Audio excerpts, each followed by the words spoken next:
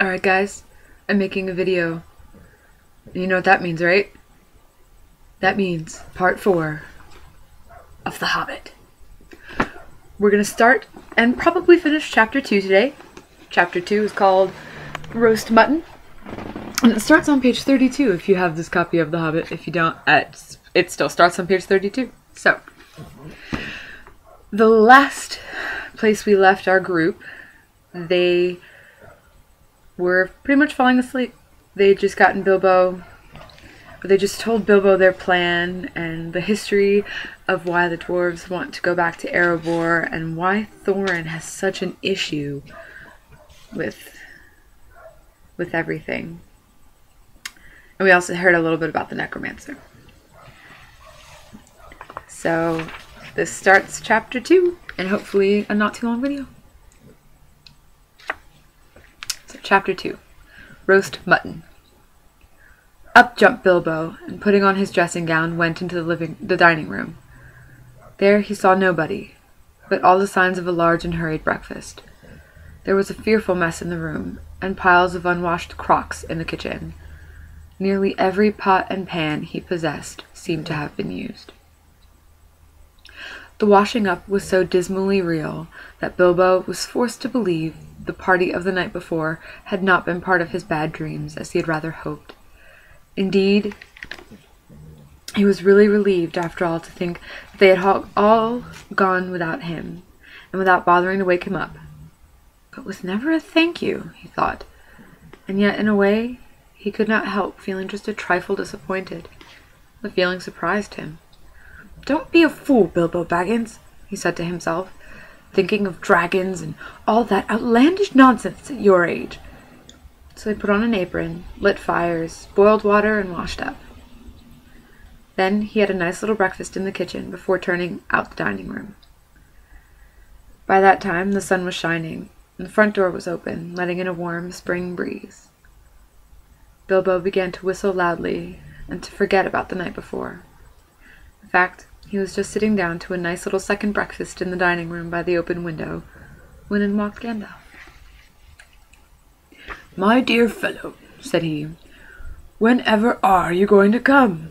What about an early start? And here you are having breakfast, or whatever you call it, at 10:30. They left you a message because they could not wait." "What message?" said poor Mr. Baggins, all in a fluster. "Great elephants," said Gandalf. "You are not at all yourself this morning. You've never dusted the mantelpiece." "What's that got to do with it? I've had enough to do with washing up for 14. "If you had dusted the mantelpiece, you would have found this just under the clock," said Gandalf, handing Bilbo a note, written, of course, on his own notepaper. This is what he read. "Thorin and Company to Burglar Bilbo. Greeting! For your hospitality, our sincerest thanks, and for your offer of professional assistance, our grateful acceptance. Terms, cash on delivery up to and not exceeding 1/14 of total profits, if any.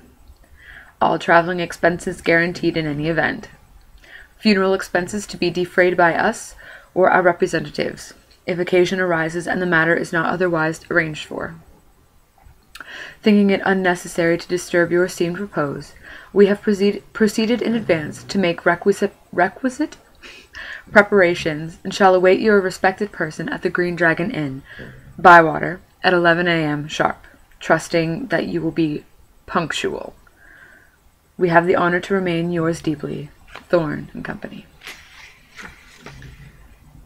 "That leaves you just 10 minutes. You'll have to run," said Gandalf. "But," said Bilbo. "No time for that," said the wizard. "But," said Bilbo again. "No time for that either. Off you go." To the end of his days, Bilbo could never remember how he found himself outside, without a hat, a walking stick, or any money, or anything that he usually took when he went out. Leaving his second breakfast half finished and quite unwashed up, pushing his keys into Gandalf's hand, and running as fast as his furry feet could carry him down the lane, past the great mill, across the water, and then on for a mile or more. Very puffed he was when he got to Bywater, just on the stroke of 11, and found he had come without a pocket handkerchief. "Bravo!" said Balin. who was standing at the inn door looking out for him. Just then, all the others came round the corner of the road from the village. They were on ponies, and each pony was slung about with all kinds of baggages, packages, parcels, and paraphernalia. There was a very small pony, apparently for Bilbo. "Up you get, and off we go," said Thorin. "I'm awfully sorry," said Bilbo, "but I've come without my hat, and I left my pocket handkerchief behind, and I haven't got any money. I didn't get your note until after 10:45, to be precise." "Don't be precise," said Dwalin, "and don't worry. You'll have to manage without pocket handkerchiefs and a good many other things before you get to the journey's end. As for a hat, I've got a spare hood and cloak in my luggage." That's how they all came to start, jogging off from the inn one fine morning just before May, on laden ponies, and Bilbo was wearing a dark green hood, a little weather-stained, and a dark green cloak borrowed from Dwalin. They were too large for him, and he looked rather comic. What his father Bunga would have thought of him, I daren't think. His only comfort was he couldn't be mistaken for a dwarf, as he had no beard. They had not been riding very long when up came Gandalf, very splendid on a white horse. He had brought a lot of pocket handkerchiefs, and Bilbo's pipe and tobacco. So after that the party went along very merrily, and they told stories or sang songs as they rode forward all day, except of course when they stopped for meals. These didn't come quite as often as Bilbo would have liked them, but still, he began to feel that adventures were not so bad after all. At first they had passed through Hobbit lands, a wide, respectable country inhabited by decent folk, with good roads, an inn or two, and now and then a dwarf or a farmer ambling by on business. Then they came to lands where people spoke strangely, and sang songs Bilbo had never heard before. Now they had gone on far into the lone lands, where there were no people left, no inns, and the roads grew steadily worse. Not far ahead were dreary hills, rising higher and higher, dark with trees. On some of them were old castles with an evil look, as if they had been built by wicked people. Everything seemed gloomy, for the weather that day had taken a nasty turn. Mostly it had been as good as May can be, even in merry tales, but now it was cold and wet. In the lone lands, they had been obliged to camp when they could, but at least it had been dry. "To think it will soon be June," grumbled Bilbo as he splashed along behind the others in a very muddy track. It was after tea time. It was pouring with rain, and had been all day. His hood was dripping into his eyes, his cloak was full of water. The pony was tired and stumbled on stones. The others were too grumpy to talk. "And I'm sure that this rain has got into the dry clothes and into the food bags," thought Bilbo. "Bother burglaring and everything to do with it. I wish I was at home in my nice hole by the fire, with the kettle just beginning to sing." It was not the last time that he wished that. Still the dwarfs jogged on, never turning round or taking any notice of the hobbit. Somewhere behind the gray clouds the sun must have gone down, for it began to get dark as they went down into a deep valley with a river at the bottom. Wind got up, and willows along its banks bent and sighed. Fortunately, the road went over an ancient stone bridge, for the river, swollen with the rains, came rushing down from the hills and mountains in the north. It was nearly night when they had crossed over. The wind broke up the gray clouds, and a wandering moon appeared above the hills between the flying rags. Then they stopped, and Thorin muttered something about supper. "Where shall we get a dry patch to sleep on?" Not until then did they notice that Gandalf was missing. So far he had come all the way with them, never saying if he was in the adventure or merely keeping them company for a while. He had eaten most, talked most, and laughed most. But now he was simply not there at all. Just when a wizard would have been most helpful, too, groaned Dory and Nori, who shared the hobbit's views about regular meals, plenty and often. They decided in the end that they would have to camp where they were. They moved to a clump of trees, and though it was drier under them, the wind shook the rain off the leaves, and drip, drip was most annoying. Also, the mischief seemed to have gotten into the fire. Dwarves can make a fire almost anywhere, out of almost anything, wind or no wind. But they could not do it that night, not even Oin and Gloin, who were especially good at it. Then one of the ponies took fright at nothing and bolted. He got into the river before they could catch him, and before they could get him out again, Feely and Keely were nearly drowned, and all the baggage that he carried was washed away off of him. Of course, it was mostly food, and there was mighty little left for dinner, and less for breakfast. There they all sat glum and wet and muttering, while Oin and Gloin went on trying to light the fire and quarreling about it. Bilbo was sadly reflecting that adventures were not all pony rides in May sunshine, when Balin, who was always their lookout man, said, "There's a light over there." There was a hill, some way off, with trees on it, pretty thick in parts.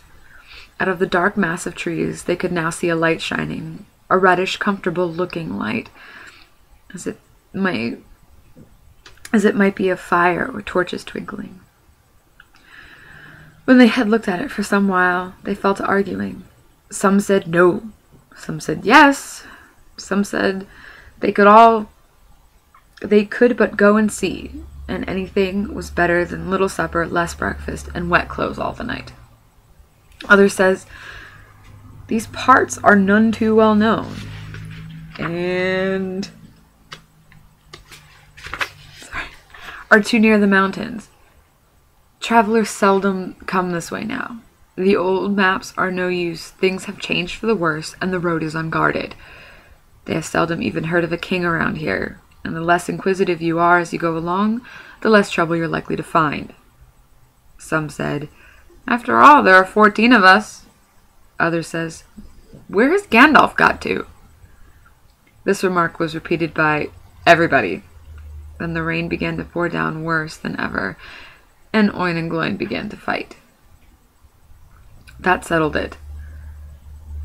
After all, we have got a burglar with us, they said, and so they made off, leading their ponies, with all due and proper caution, in the direction of the light. They came to the hill and were soon in the wood.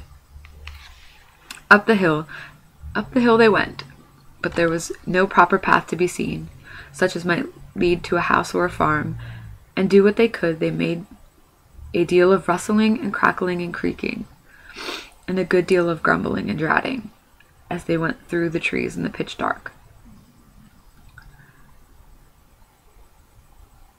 Suddenly the red light shone out very bright through the tree trunks not far ahead. Now it's the burglar's turn, they said, meaning Bilbo. You must go on and find out all about that light and what it's for.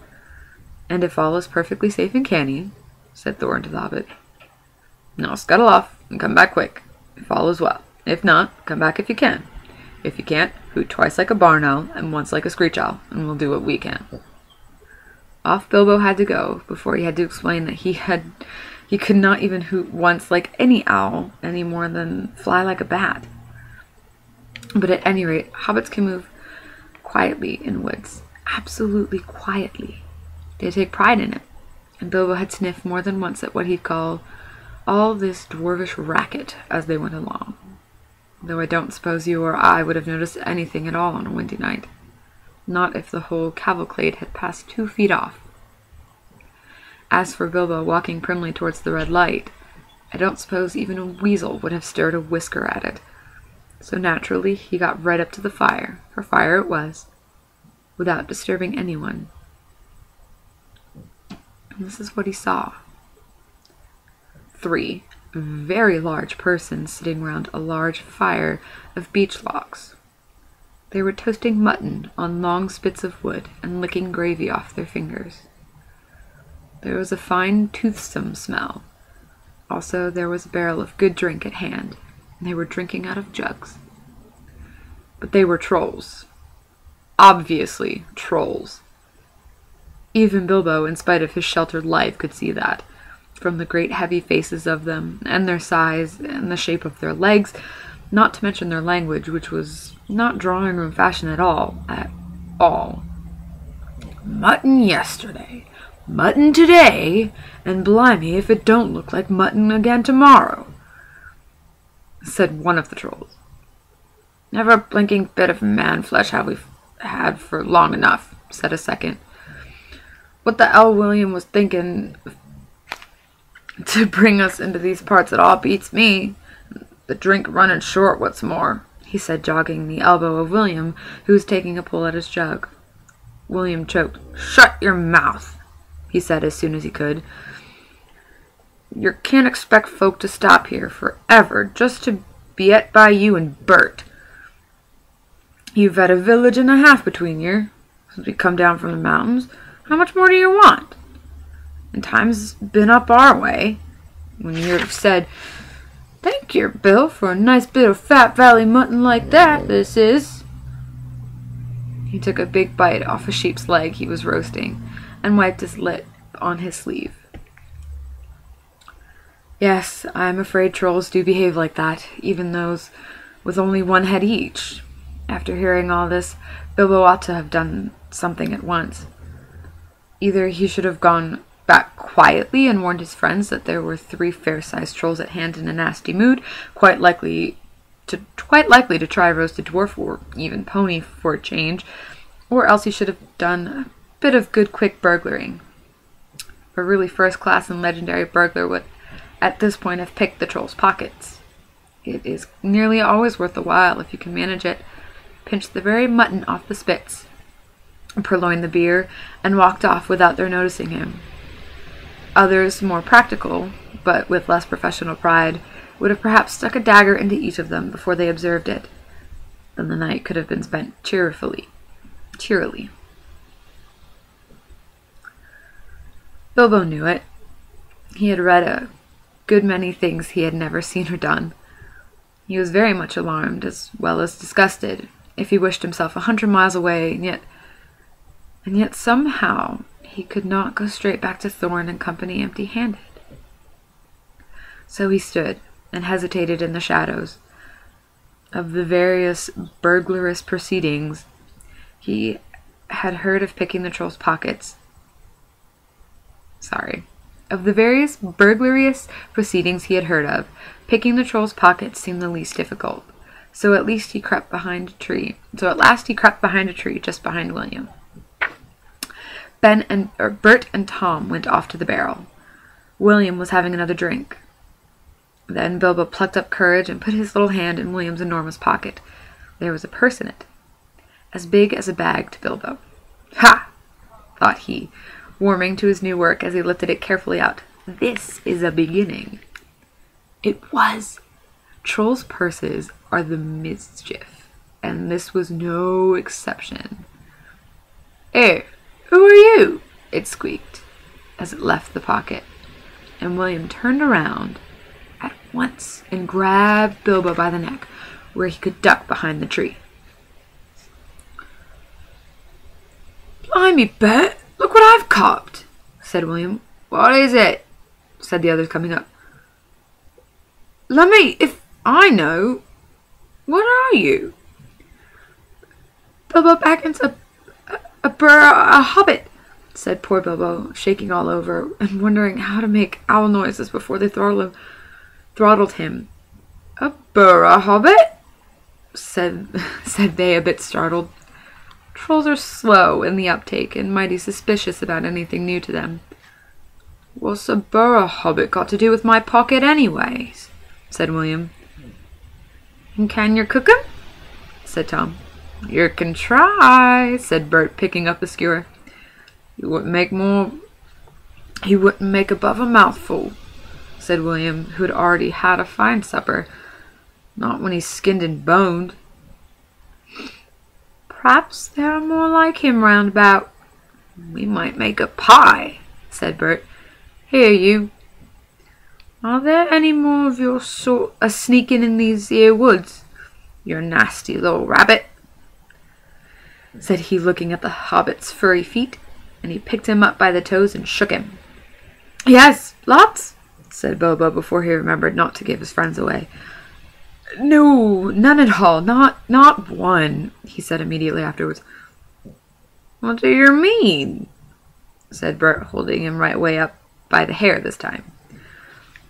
What I say, said Bilbo, gasping.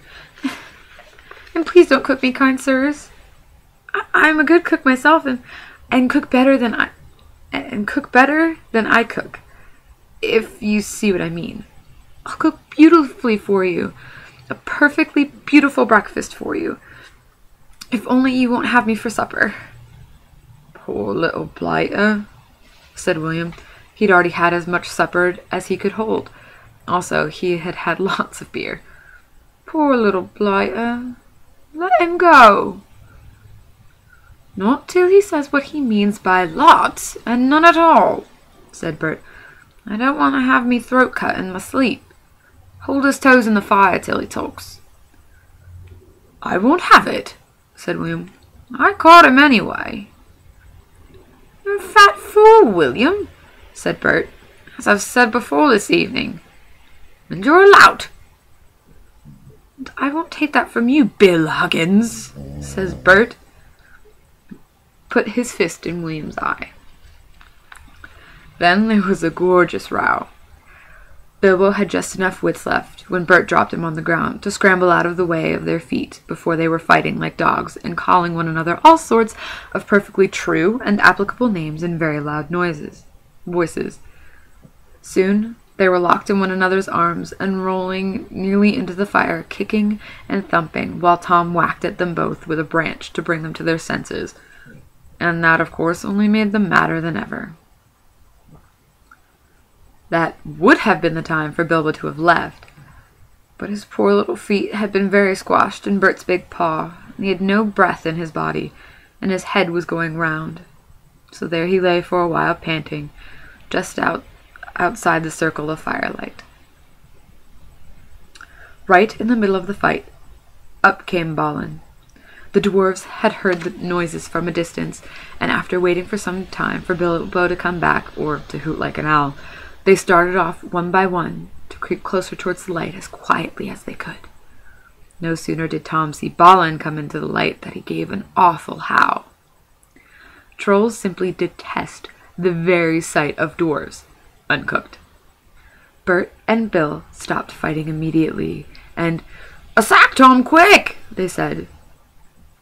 Before Balin, who was wondering where in all this commotion Bilbo was, knew what was happening, a sack was over his head, and he was down. "There's more yet to come," said Tom. "Well, I'm mighty mistook. Lots and none at all it is," said he. "No burra hobbits, but lots of these here dwarves. It's about the shape of it." "I reckon you're right," said Bert, "and we'd best get out of the light." And so they did. With sacks in their hands that they used for carrying off mutton and other plunder, they waited in the shadows as each dwarf came up and looked at the fire. And the spilled jugs and the gnawed mutton. In surprise, pop! Went a nasty smelly sack over his head, and he was down. Soon, Dwalin lay by Balin, and Fili and Kili together, and Dori and Nori, and Ori all in a heap, and Oin and Gloin, and Bifur and Bofer and Bomber piled uncomfortably near the fire. "That'll teach 'em," said Tom, for Bifur and Bomber had given lots of trouble and fought like mad, as dwarves will when cornered. Thorin came last, and he was not caught unawares. He came expecting mischief, and didn't need to see his friend's legs sticking out of sacks to tell him that things were not at all well. He stood outside in the shadows some way off, and said, "What's all this trouble? Who's been knocking about my people?" "It's trolls," said Bilbo from behind a tree. They had forgotten all about him. "They're hiding in the bushes with sacks," said he. "Oh, are they?" said Thorin, and he jumped forward to the fire before they could leap on him. He caught up a big branch all on fire at one end, and Bert got that end in his eye before he could step aside. That put him out of the battle for a bit. Bilbo did his best. He got hold of Tom's legs as well as he could. It was thick as a young tree trunk, but he was sent spinning up into the tops of some branches when Tom kicked the sparks up in Thorin's face. Tom got the branch in his teeth for that, and lost one of the front ones. It made him howl, I can tell you, but just at that moment, William came up behind and popped a sack right over Thorin's head, and down to his toes. And so the fight ended. A nice pickle they were all in now, all neatly tied up in sacks, with 3 angry trolls, and 2 with burns and bashes to remember, sitting by them, arguing whether they should roast them slowly, or mince them fine and boil them, or just sit on them one by one and squash them into jelly. And Bilbo, up in a bush, with his clothes and skin torn, not daring to move for fear they should hear him. There's a picture in this chapter. I don't know if you can see it very well, this one. It's the trolls. So yeah. And so we resume. We have about 5 more pages. It was just then that Gandalf came back, but no one saw him. The trolls had just decided to roast the dwarves now and eat them later. That was Bert's idea, and after a lot of argument, they had all agreed to it. "No good roasting them now. Take all night," said a voice. Bert thought it was William's. "Don't start the argument all over again, Bill," he said. "Well, it will take all night." "Who's arguing?" said William, who thought it was Bert that had spoken. "You are," said Bert. "You're a liar," said William, and so the argument began all over again. In the end, they decided to mince them fine and boil them. So they got a great black pot, and they took out their knives. "No good boiling 'em, we ain't got no water, and it's a long way down to the well and all," said a voice. Bert and William thought it was Tom's. "Shut up," said they, "or we'll never have done, and you can fetch the water yourself, if you say any more." "Shut up yourself," said Tom, who thought it was William's voice. "Who's arguing but you, I'd like to know?" "You're a booby," said William. "Booby yourself," said Tom. So the argument began all over again. Went on hotter than ever, until at last they decided to sit on the sacks one by one and squash them, and boil them next time. "Who shall we sit on first?" said a voice. "Better sit on the last fellow first," said Bert, whose eye had been damaged by Thorin. He thought Tom was talking. "Don't talk to yourself," said Tom. "But if he wants to sit on the last one, sit on him. Which is he?" "The one with the yellow stockings," said Bert. "Nonsense, the one with the grey stockings," said a voice like William's. "I made sure it was yellow," said Bert. "Yellow it was," said William.